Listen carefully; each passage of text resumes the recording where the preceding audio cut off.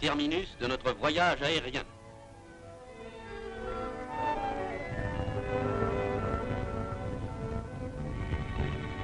Le commandant de bord descend le premier. À notre tour.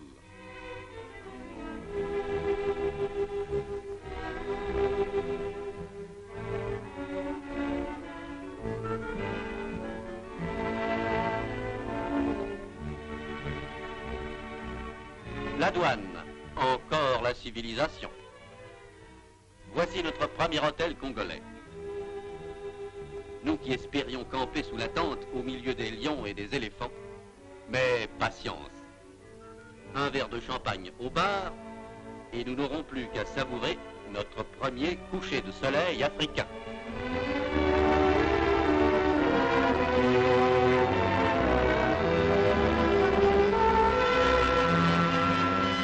Le lendemain matin, le chauffeur nous attend, en bavardant avec son camarade, qui nous servira de boy et s'occupera de notre linge avec un soin jaloux.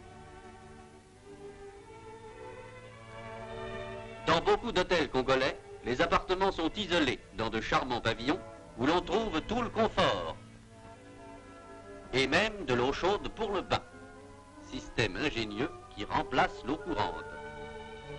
Le petit déjeuner est une merveille. Il commence toujours par une papaye. C'est un beau fruit, gros comme un melon, frais et juteux. Arrosé d'un peu de citron, il ouvre l'appétit. Contraste, le marché indigène.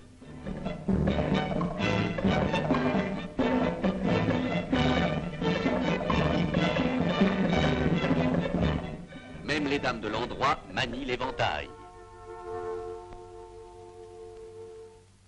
Semblables à tous les enfants du monde, les enfants noirs aiment ceux qui les aiment.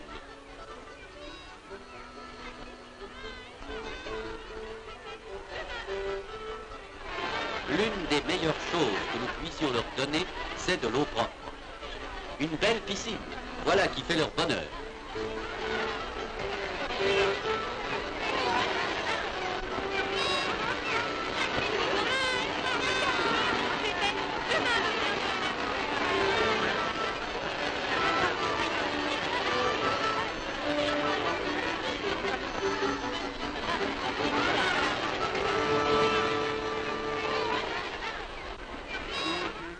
Promenade aux environs de Stanleyville.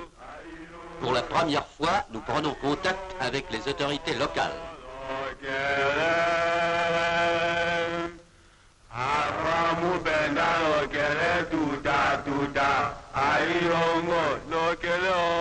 Le grand chef est encore entre les mains de son valet de chambre. Malgré son aspect farouche, celui-ci l'entoure de soins maternels. On va nous offrir une course de pirogue.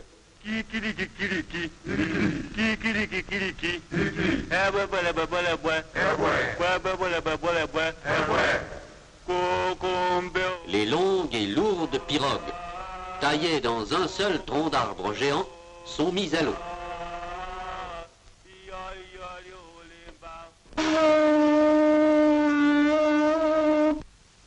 Quittant là-bas l'autre rive du fleuve, les pirogues entament la traversée.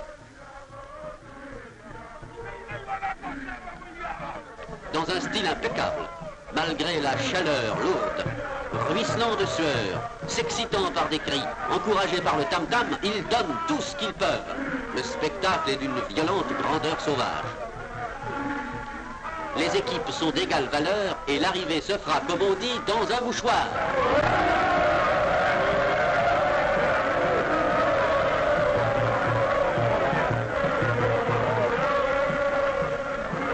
Les vainqueurs ont touché terre. Et le cortège, ou plutôt la farandole, s'organise. Le sol tremble sous la cadence des pas. Et pendant des heures, dans la poussière chaude et dorée qui monte de la terre, la danse interminable se poursuit.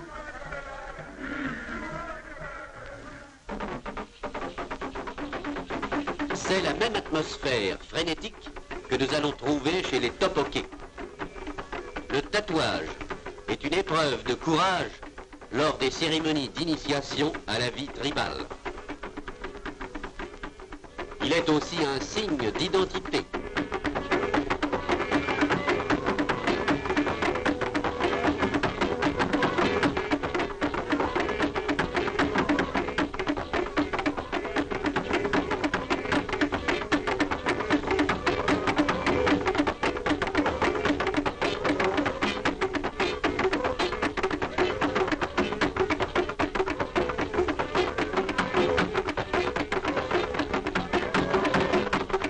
Une sorte d'envoûtement mystique s'empare de la patiente et l'aide à supporter la douleur de l'opération.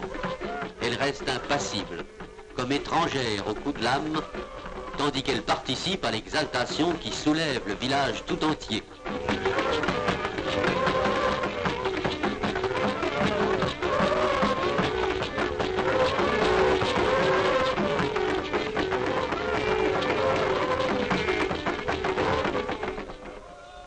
Par contre, ces mêmes Topoke pratiquent un sport, d'ailleurs très couru sur cette planète.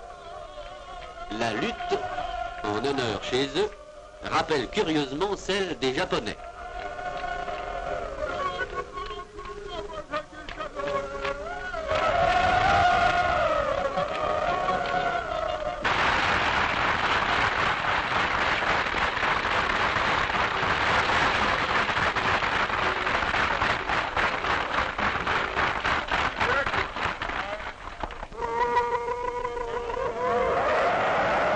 Le vainqueur est porté en triomphe.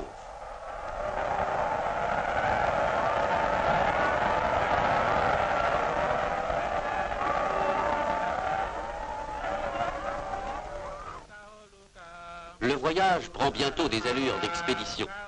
Le passage en bac des rivières est toujours un moment très poétique. Le ponton, supporté par des pirogues, glisse lentement sur l'eau bourbeuse et lourde.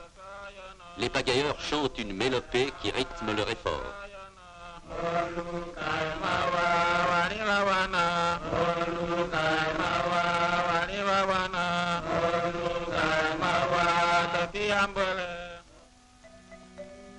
On devine l'émotion des premiers Blancs qui se sont aventurés dans cette Afrique inconnue.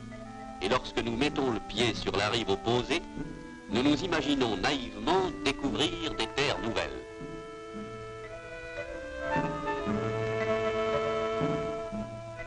La piste de terre rouge s'enfonce maintenant dans la forêt.